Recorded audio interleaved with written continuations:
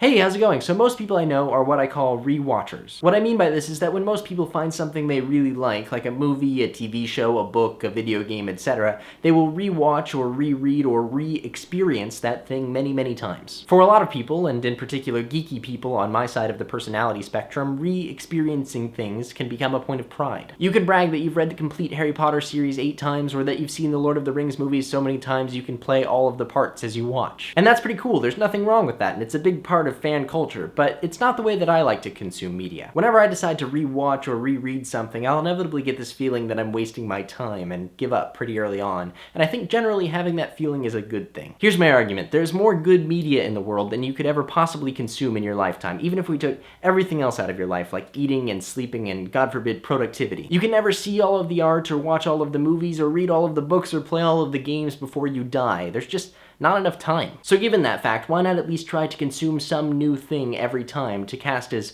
wide a net as possible? This of course really only works if you have a virtually infinite number of things to consume, but given the existence of the internet and the fact that you're on it, I feel like that's a safe enough assumption to make. I think this is a fairly reasonable argument and way to go about your consumer life, but as I thought about it a little more, it turns out on this issue, as with many other issues, I am a complete hypocrite. While it's true that I don't often directly re-experience specific bits of media, what I do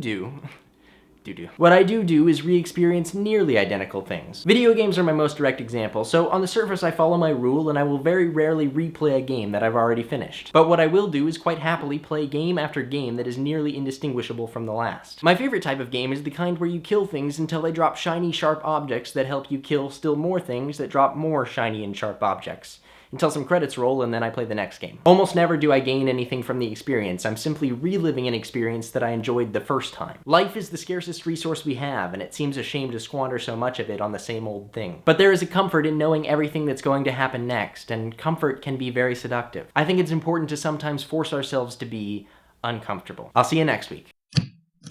To be fair, that was a pretty great schism, but today I'd like to introduce you to a second great schism, also known as the Western Schism. When I was 8 years old, my dad gave me a book, an exercise book for training my English.